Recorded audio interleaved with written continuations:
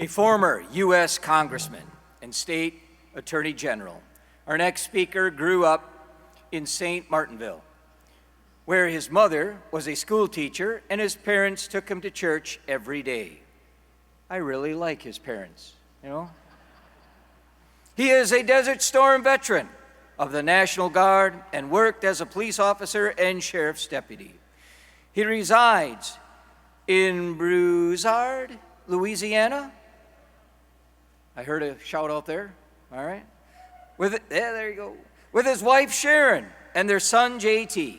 On October 14, 2023, he was elected the 57th governor of Louisiana and is a member of Post 335 in New Iberia. Ladies and gentlemen, please welcome the governor of Louisiana, the Honorable Jeff Landry.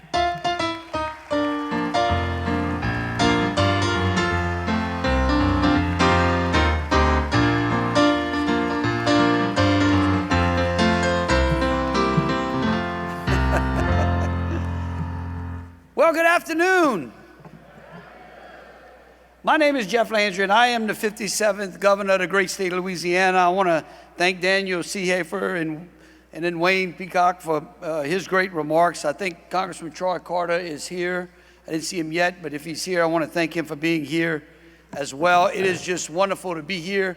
I make it a point, especially for all the Vietnam veterans out there, every time I meet one, to tell you welcome home and thank you for your service especially. I really do appreciate it. And if y'all are noticing a little accent, I don't think I have one. Sometimes I bump into people who I think have one. But that accent comes from a little town in Cajun territory here in Louisiana where I grew up. And it was a wonderful small town where everyone knew everyone. Our health care at that time was a small rural hospital that any child could walk in and get stitched up without his parents and have no need for HIPAA form or any of the mounds of paperwork that we have to do today in our health care. It was a place where common sense prevailed.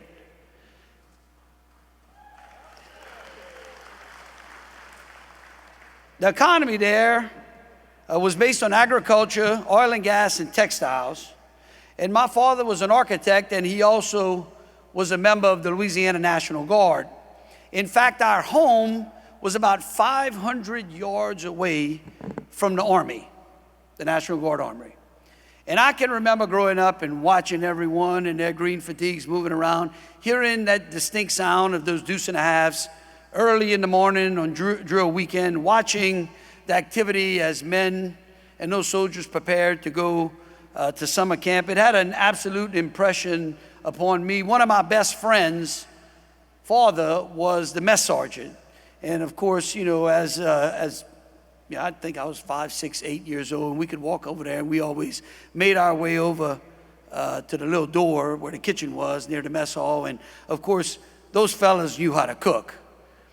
And we enjoyed it, and it was something that inspired me. You know, we grew up, and that was in the 70s, under the loving admiration and influence of grandparents who fought in World War II. And many of us small-town kids were attracted to the military because of the admiration that we had for our grandparents.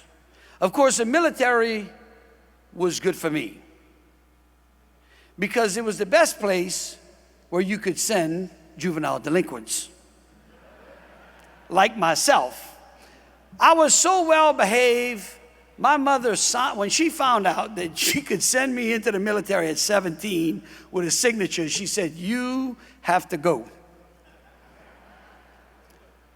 And you know, the sad part today is that you actually can't get into the military anymore without a perfect attendance in high school, and I'm sad to say I don't know if I could make it in today's Army under those criteria. I think it's a problem that we have. I think our Department of Defense should really go back to looking into that.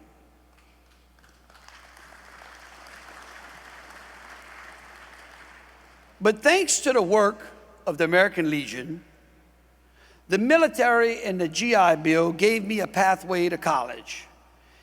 And that was in the days of common sense when colleges sought to educate and not indoctrinate. I worked on a farm.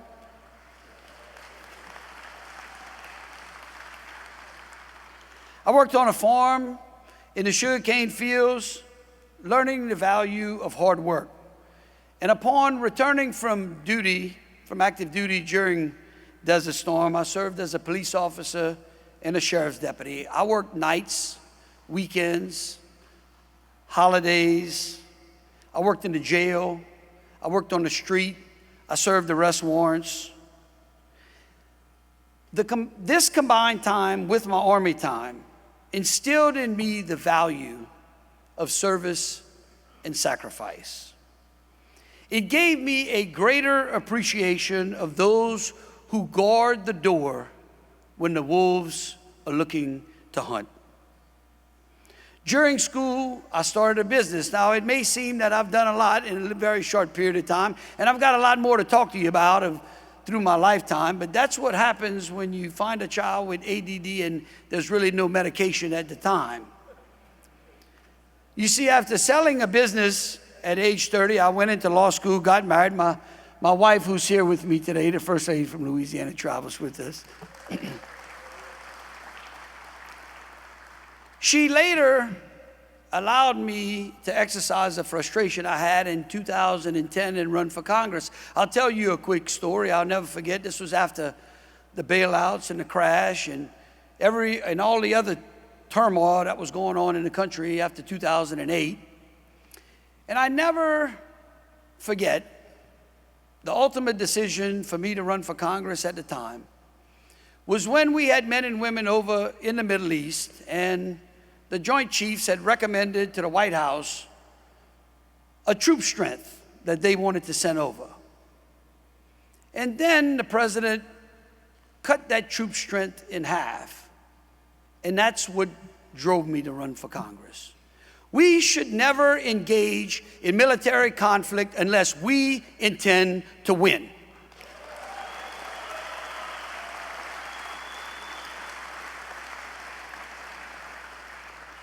And those that drive us into war should ask themselves this one fundamental question before sending our bravest into conflict. And that is, will they send their children? And if the answer to that is yes, then the American people should go on the march.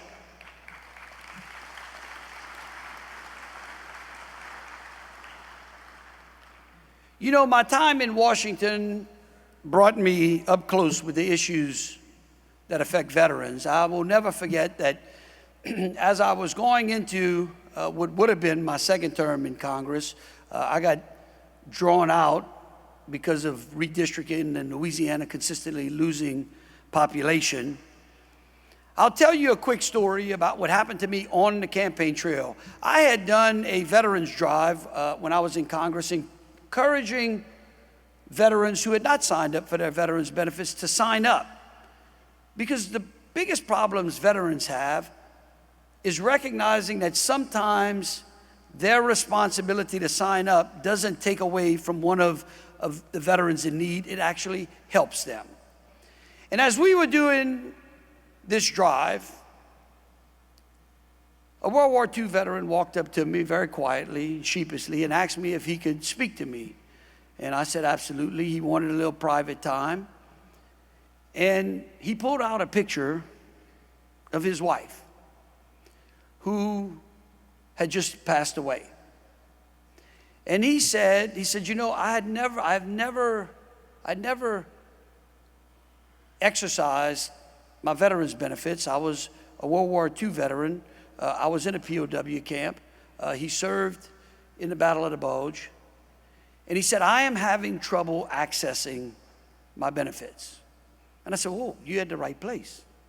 So I called my staff over and we started working on his case.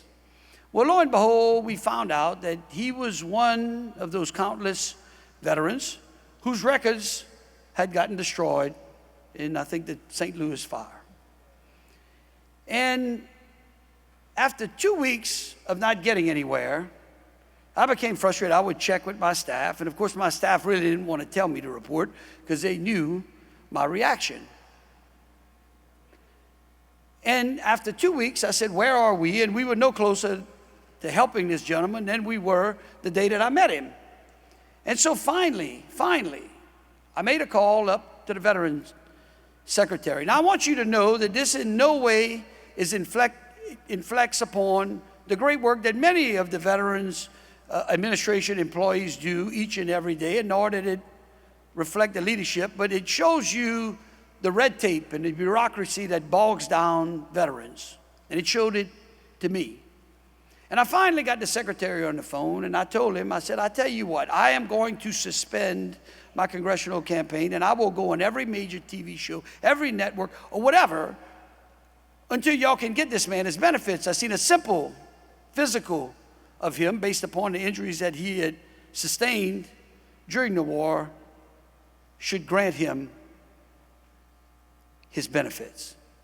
And so finally, after a little bit of stubbornness, I'll never forget this fella calling me several weeks later in tears, saying that he had received the paperwork, that he was going to get his benefits, that the Veterans Administration had sent him a back check of over $100-something thousand. The man was actually in tears.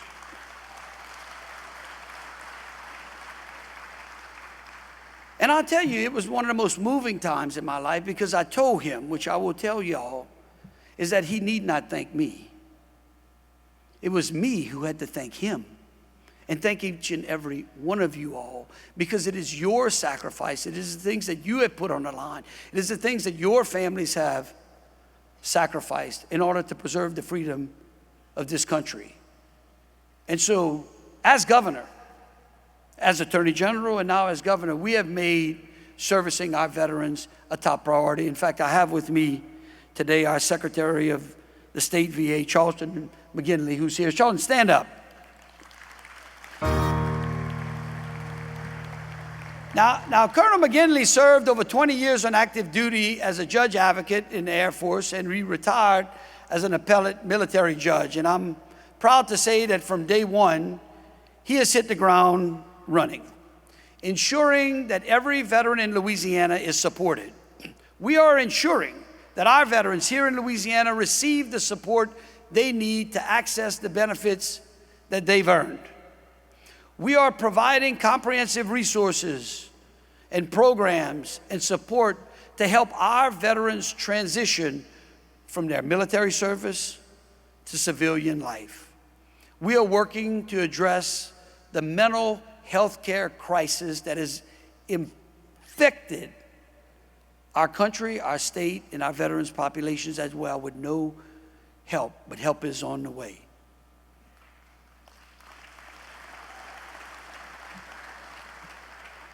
You know, I think we can all agree that today we live in an era where the values that have long held our nation together, freedom, justice, and hard work, are being destroyed in front of our very eyes. They are being tested by those who seek to sow chaos and division in our great country. They are sown by the same people who instead of bringing to our shores those who share our values, they let criminals in illegally into our country to prey upon our very citizens.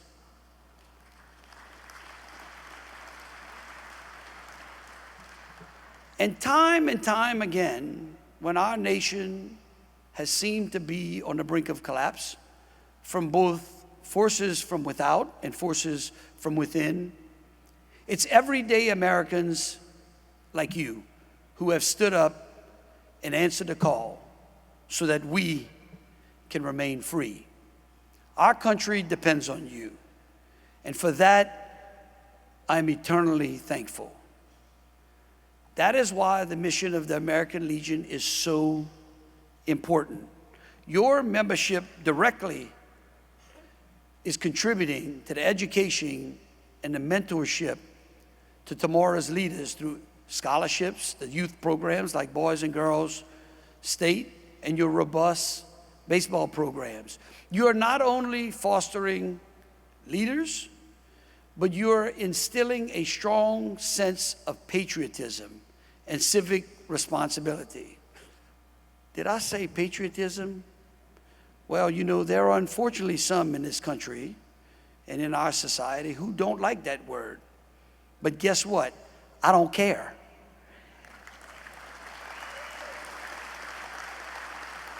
And neither does Donald Trump care either. Because for patriotism is the very essence of our national identity. It is the torch that lights the path forward.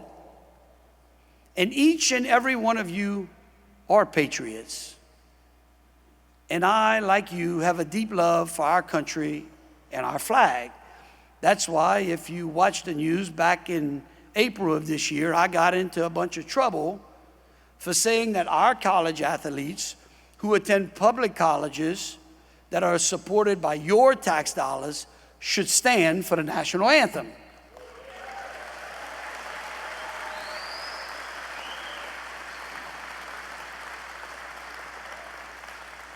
For as Americans, it is our duty to stand for our flag, and we kneel only for our God. And I will never apologize for my love for my country and everything that it stands for. As we look around this room, we see a diverse tapestry of experiences and backgrounds and stories, all united by a common bond. Each one of you embodies the courage, the sacrifice, and the commitment that define our country.